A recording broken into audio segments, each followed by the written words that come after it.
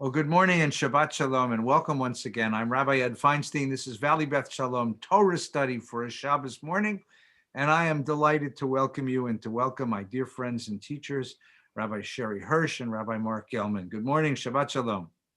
Good Shabbat morning. Shalom. Well, this morning we're in the middle of the book of Leviticus, and the Torah portion is a double portion, Tazria, Metzora, which deal with all sorts of skin inflammations and impurity laws. Very tough, difficult to understand, and difficult to find relevance in this morning's Torah portion. But some things have happened this week which are quite extraordinary, and we've decided this morning to devote our learning together to the things that have happened this week. We had, of course, Yom HaAtzmaut, Yom HaZikaron earlier in the week.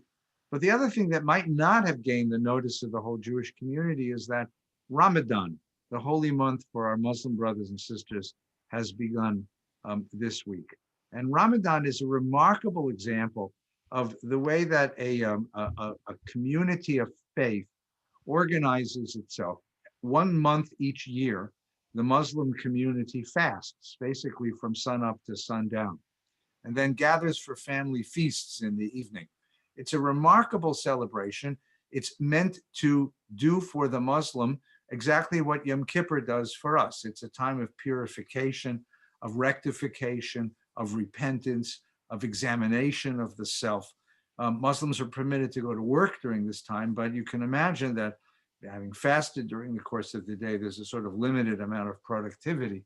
And because of the Muslim calendar, because the Muslim calendar, like ours, is a lunar calendar, but doesn't have the adjustments that we put in the calendar, the month of Ramadan floats through the years. Some years it's in the summer, some years it's in the fall, winter, spring. This year it falls out right here in the springtime. We had a remarkable moment of Ramadan. Nina and I were visiting Turkey one year in the summer, and we happened to be in Istanbul during Ramadan, and we saw the most wonderful thing. So what happens in Istanbul during Ramadan is that the restaurants are closed all during the day. Only a few of the touristy restaurants and the hotels are open, but the restaurants are closed. But late in the evening, every restaurant in Istanbul opens up, and they put a huge display out in front of take-home food, of takeout food. And families come and they pick up whole feasts from these restaurants and either bring them home, waiting for that moment when the sun goes down, or what's better is that 100,000 people camp out in front of the great mosque in Istanbul. There's a huge lawn, and there's this tremendous national picnic that goes on. And it's just the most beautiful thing in the world. There's families sitting together on blankets, moms and dads and grandmas and grandpas and lots and lots and lots of little kids, and everyone's waiting. And on the front of the mosque, there is a clock that counts down how many moments until the sun is officially down. It's much like we do on Yom Kippur. And there's this wonderful moment that and we watch this each evening, that as soon as the clock hits, 0, there is a siren is sounded and the feast begins. And all of these families are eating. And there's a tremendous sense of hospitality, because we were just walking around as a couple of tourists and people kept saying, come sit with us, come share the meal, come share the festivities. And then after the meal, everyone sort of eats.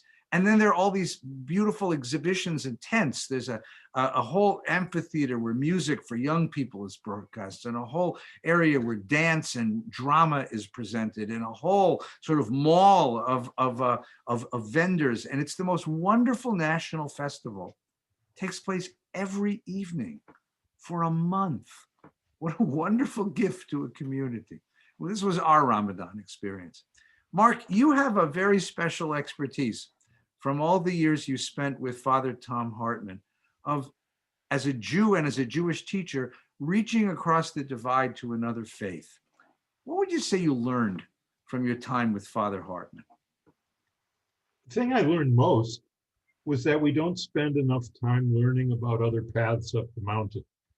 That was sort of the image that the two of us had created in our hearts and our souls of what we were doing together, which was to teach people that there's one mountain, one spiritual mountain, if you will, and God's at the top of the mountain, and that there are many paths up the mountain, and our main job as the God Squad, and I think our main job in every religious tradition of what we now like to call, and scholars call, the Abrahamic faiths of Judaism, Christianity, and Islam, our main job is to talk to other climbers, learn from other climbers.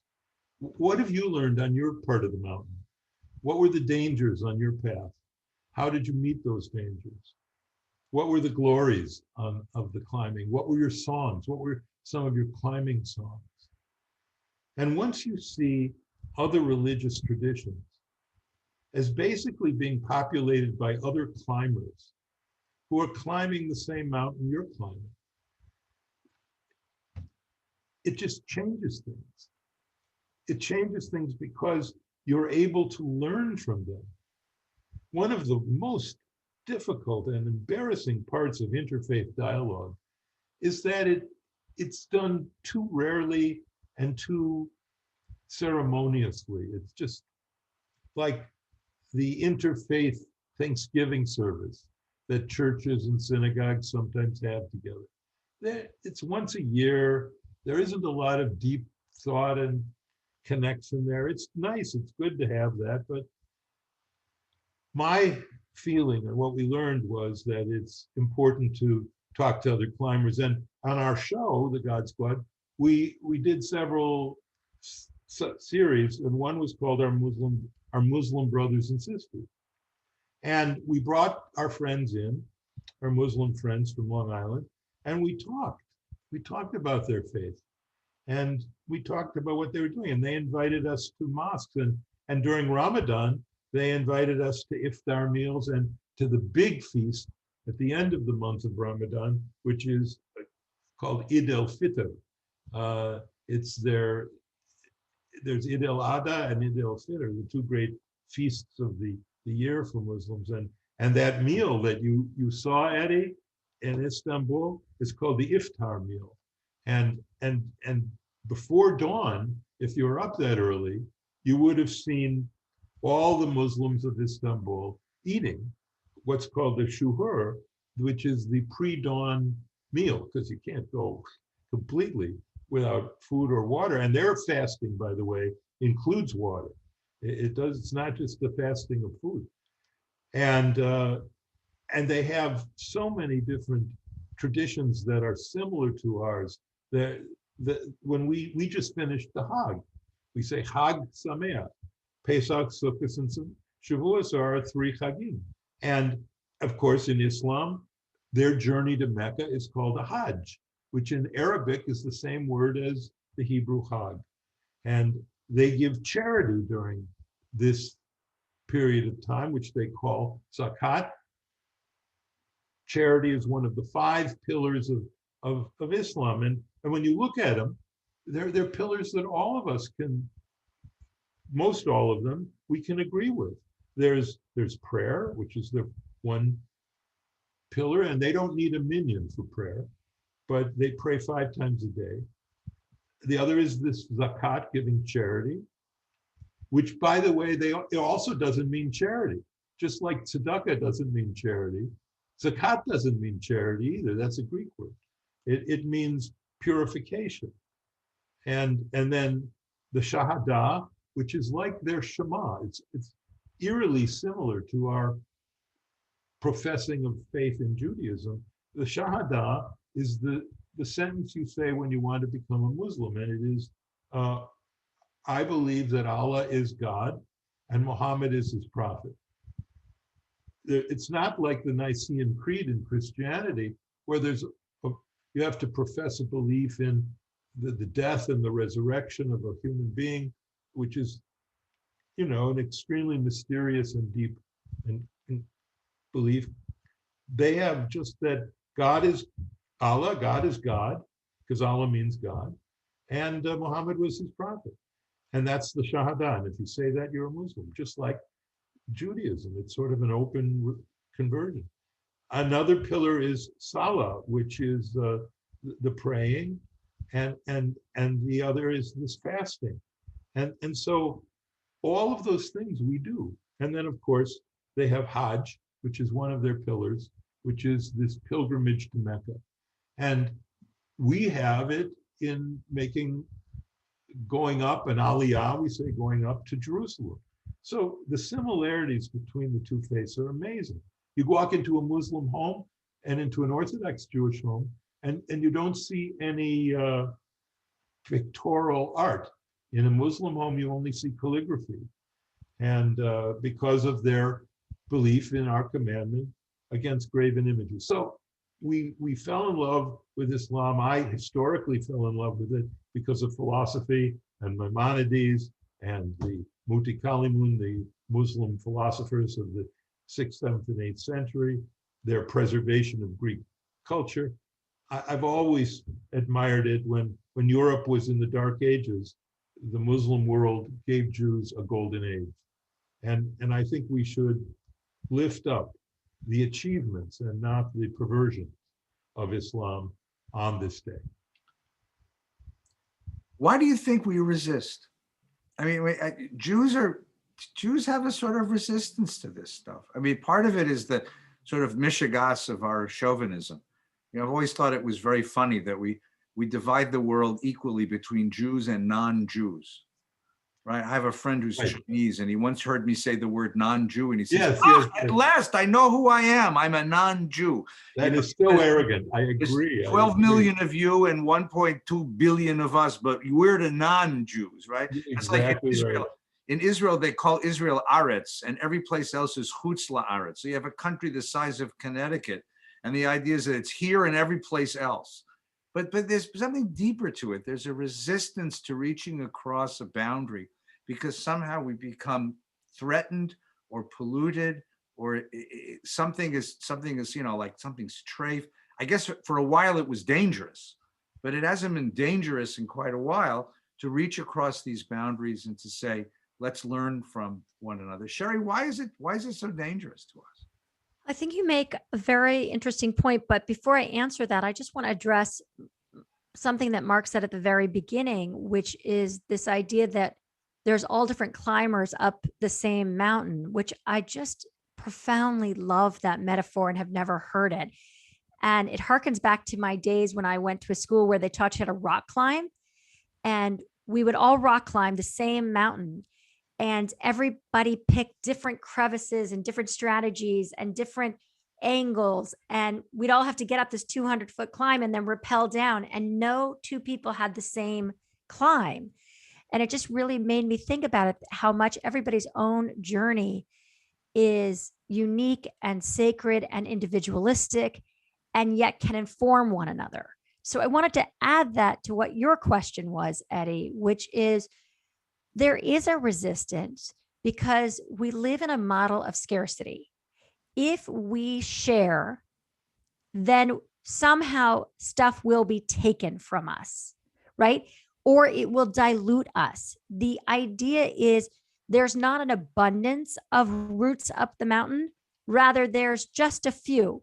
And if we collaborate or if we collude, then that might interrupt, or you might take my route, not to take the metaphor any further. I mean, once I said in my first book, And We Plan, God Laughs, you know, it assumes there's only a limited number of pieces of pie. And if you don't get one, then you lose.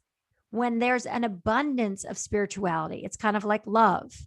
And that if we share it, that we could be more generative. We could find more roots and more understanding and more ways to see our paths to God.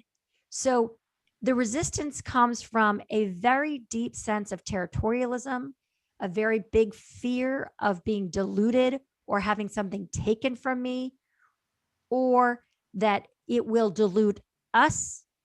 But the potential, I actually think, far outweighs any of the obstacles. You know, I think one of the great gifts of American democracy is that it gave us a sense of our own place and a sense of security to be able to reach across these religious boundaries and actually not just appreciate one another, as Mark talked about in terms of like a Thanksgiving service, but to really learn from each other, to really learn a vocabulary of another faith community or its approach to the world or its vision of the world.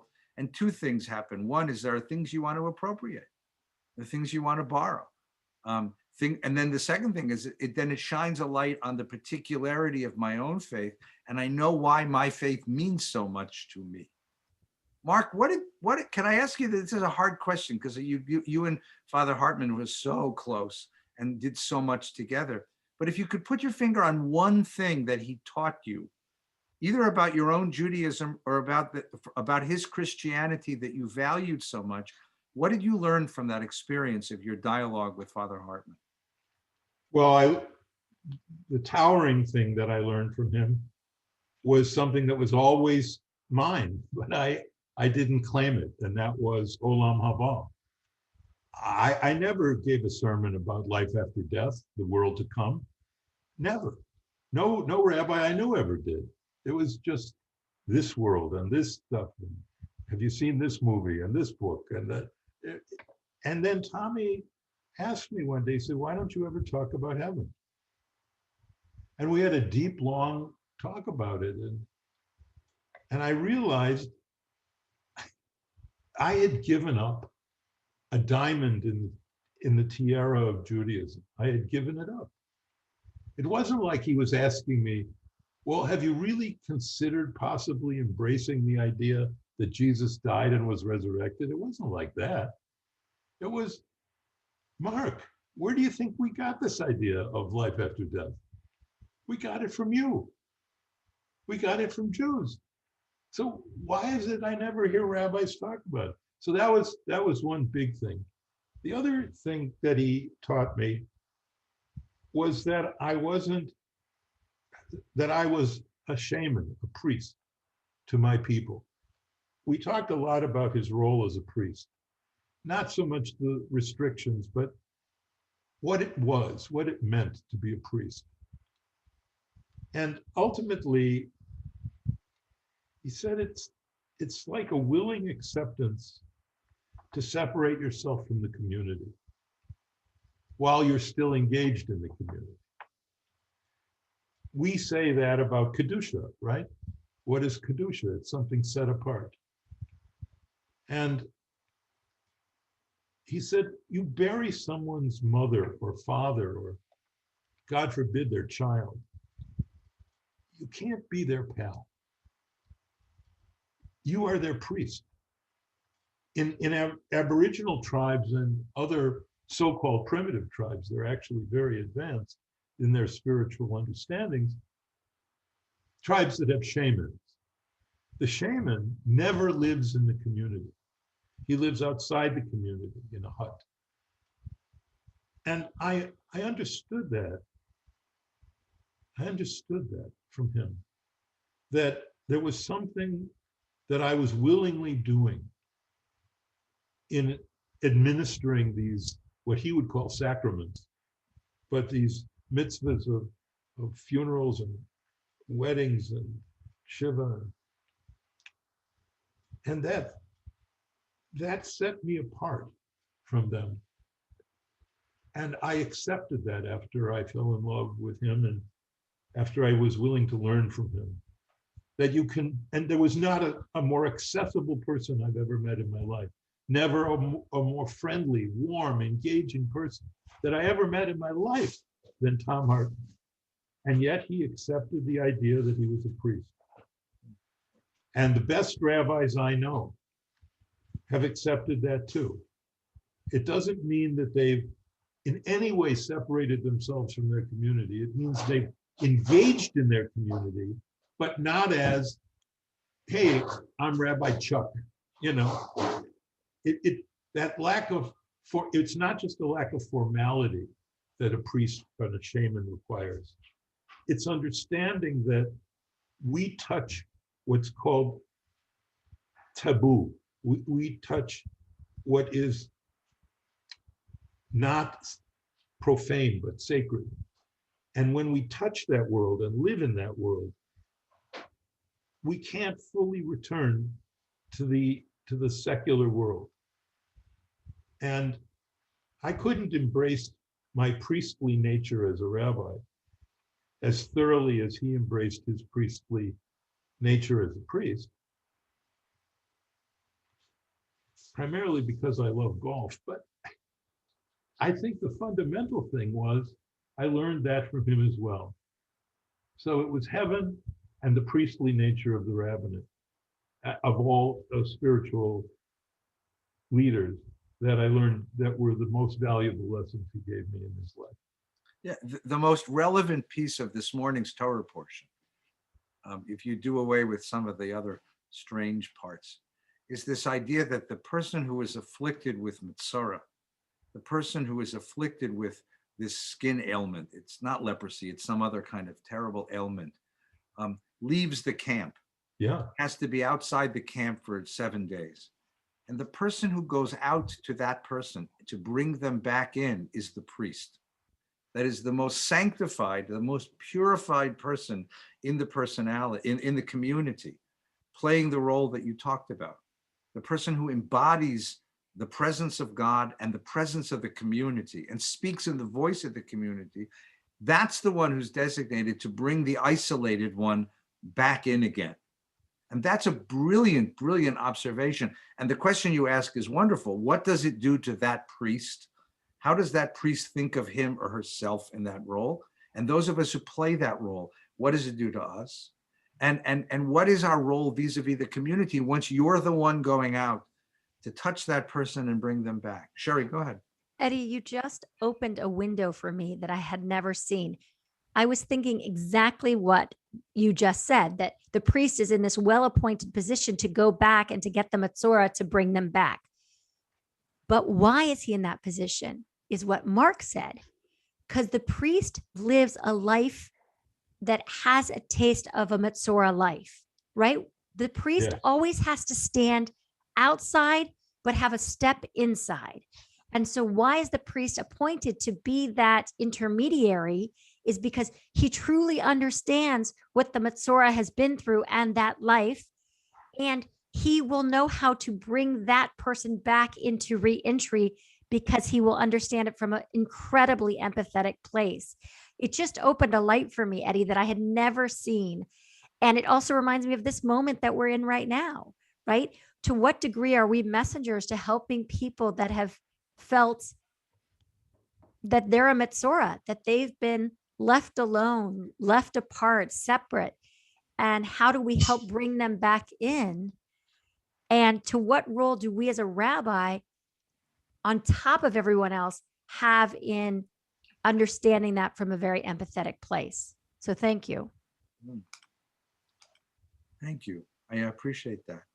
I've had an interesting, in my experience, this week has been interesting. For some reason this week, I have a large number of people that I've been encountering who are suffering terrible depression from the isolation of COVID. A couple of kids, a couple of adults, some people who needed severe, serious care for severe symptoms, others who were just this deep, deep sense of being depleted and being from the isolation of the COVID. And I wonder whether what we need now is, as a rabbi, I'm flattered that they call me and I can help and I can bring them slowly back into community, hopefully, help them find the help that they get. But we need others. We need to appoint others to be the monitors of the community, to bring these people back into social connection again, remind them that they're connected, even if they don't have people sitting at the dinner table. Well, and it's so important that we teach people how to be in that role of helping bring people back. It's so funny that you said that, because actually this week I also had an experience. I was on a phone call and I had another one, because we go from Zoom to Zoom to Zoom to Zoom, right? And there's no commuting time, there's no processing time, there's no nothing. But I was speaking to a woman and the call was going long because she just was lonely and she just needed to be heard. And I could not physically end the call. Like, I just wanted to be that helper to bring her back in. And I said to the next meeting, I'm running 15 minutes late. They were like, no problem. I hate being late. I feel like it's a breaking of a 10 commandments. It's stealing people's time. But when I got on the next call, I told them I couldn't physically or emotionally or even spiritually get off the phone. And we weren't talking about anything, right? We were just helping her find her way back from being a Metzora back into the world. Wonderful. So Sherry, Mark's told us what he learned from his many years of working with Father Hartman as part of this God Squad program, his teaching and his broadcasting. Let me ask you the same question.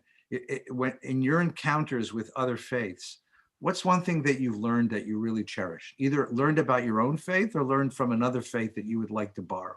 So I've really learned this from the Baptist faith, and it comes not just from their love of of Israel and their love of the Jewish people, but, and I've mentioned this before, but as a kid, I used to get up early Sunday mornings and watch those televangelists.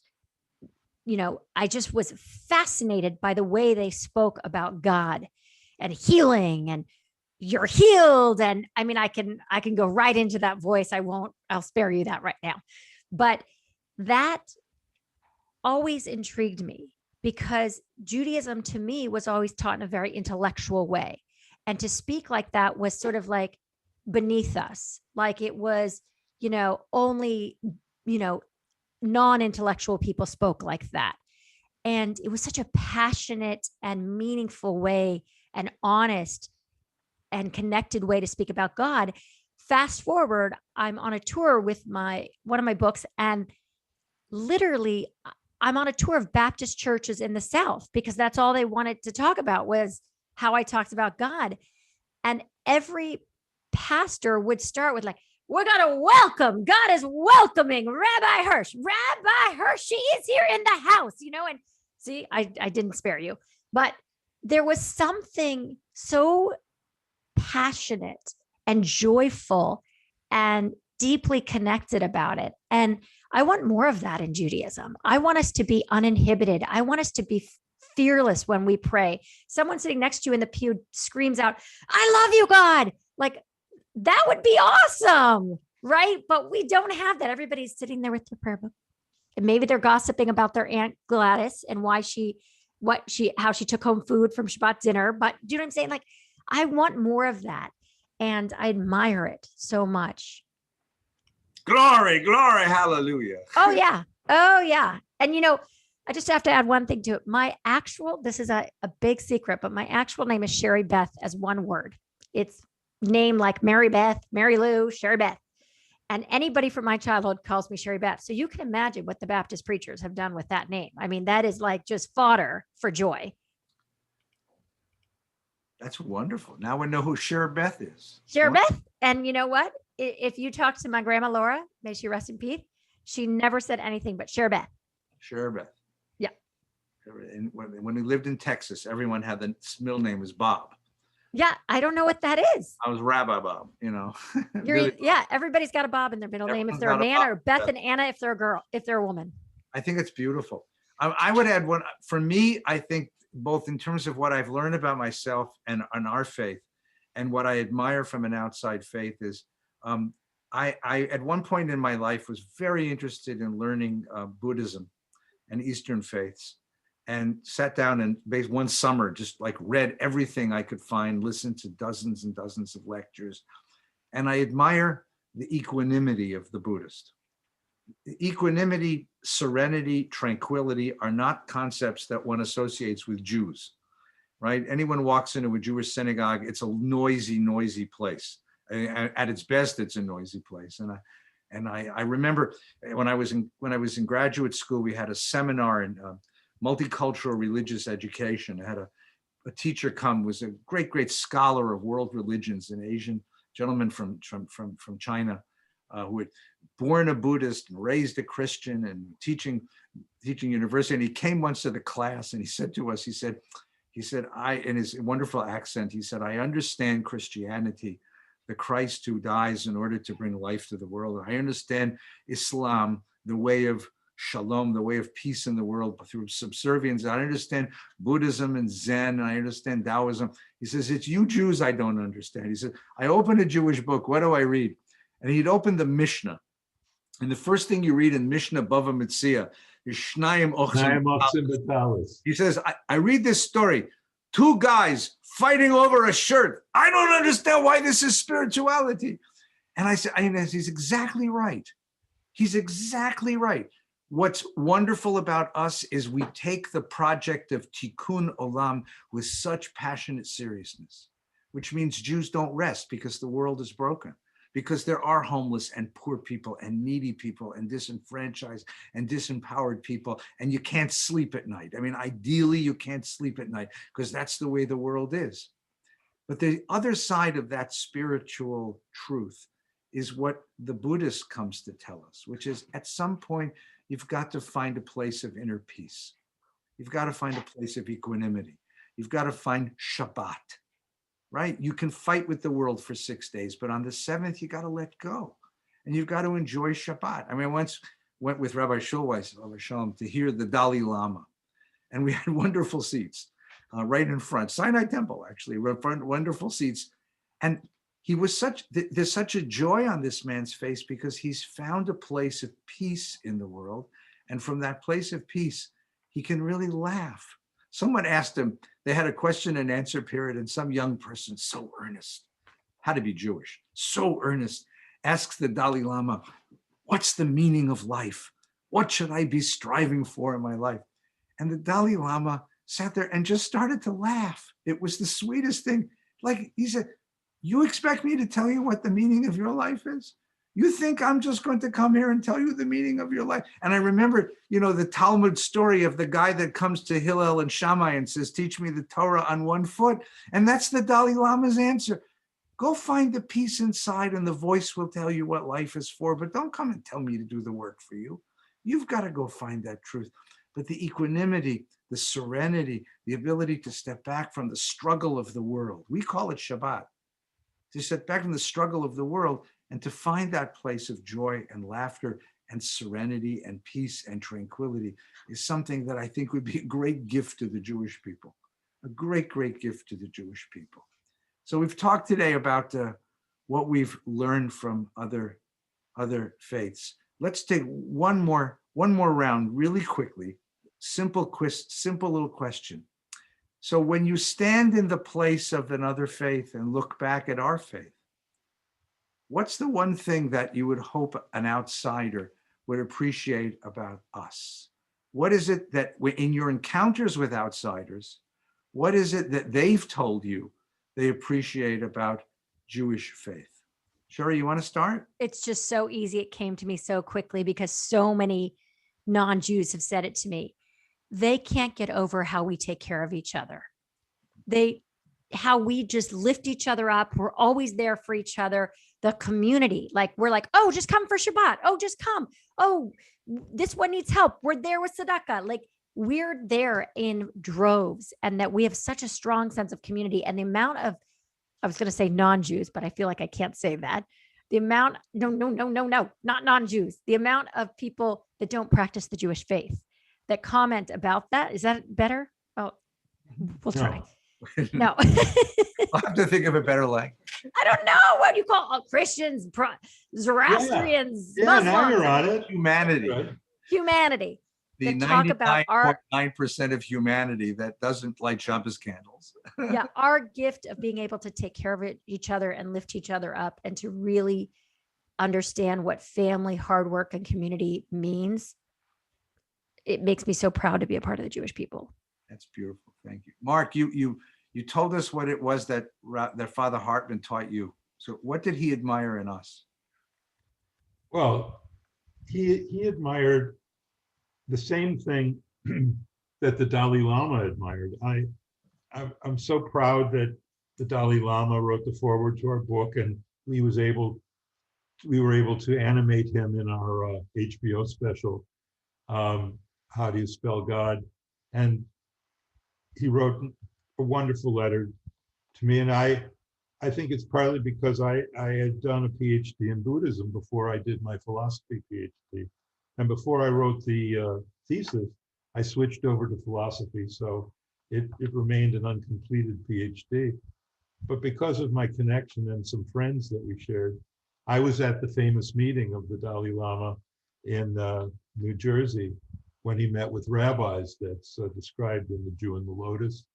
And there's all these rabbis around, and the Dalai Lama said, I'm here. It's the first time a returned Buddha has ever met with a group of rabbis. And I'm here to ask you a simple question. What is your secret? What is your secret? And he said, my community is roughly the size of your community, and yet my community is disappearing. The Tibetan Buddhist community is disappearing, and you're holding on. What is your secret? And each rabbi stood up and offered a different version of our secret. You know, Art Green stood up and he had a Mizrahi and said, we're always looking at Jerusalem. And Joe Glazer stood up and he had a tzedakah box and he said, we give tzedakah. And after each one, the Dalai Lama smiled and laughed, and it was respectful. And then Yitz Greenberg stood up, and he stood up with Blue, and they held hands. And he said, Your Holiness, everything important in Judaism happens in the home, in the family. We're celebrating Passover in the synagogue, but the essential ritual is the Passover Seder, which is conducted at home. Hanukkah is shared gifts and light candles at home. And every important Jewish thing is done in the home, and the family is the foundation of everything that we do. And there was silence in the room. Dalai Lama smiled, looked at Yitz, looked at Blue, and said, that is your secret. That's wonderful. That's just wonderful. We had a Pesach Seder one year, and I was teaching a conversion to Judaism class. So I invited some of the people from the class to come and sit with us at our Seder table. And it was when we were young and our kids were young. So it was a little raucous. And at a certain point, early in the Seder, of course, it was time to ask the 4 questions. And Rafi, my youngest son, was small at the time, and he stood up on the chair, and in his beautiful, wonderful nursery school voice, belted out the 4 questions. And there's a young woman sitting next to me who's in the process of converting to Judaism. And I see that she's weeping. She's just weeping. And I said, you okay? And she said, you have no idea what this means. I said, well, it's important. It's a wonderful way to start this. And she says, no, you don't understand. She said, in the faith that I was raised in, we were never allowed to ask questions. That questions were considered unfaithful, disloyal. That to ask a question when the leader of the faith community said to you, that's the way it is, that's the way it was. And you couldn't ask a question, and you couldn't argue with the authority, the one who was in charge, and you couldn't because it was blasphemy. And the fact that your little baby son, your young son, is taught from the time he's this old, that not only is he allowed to ask questions, he's rewarded for asking questions, he's encouraged to ask questions. And she said, and that questions have music, have melody, and that they're sung in with joy in your community. She said, this is why I want to become a Jew, which is such a wonderful thing. Well, thank you. This was wonderful today. And let's wish all of our Muslim brothers and sisters Ramadan Mubarak. Let it be a blessed Ramadan for them. And for everyone else, a Shabbat Shalom, a sweet and a pleasant and a holy Shabbos. Thank you for being part of today's conversation, and take good care. Shabbat Shalom. Shabbat Shalom.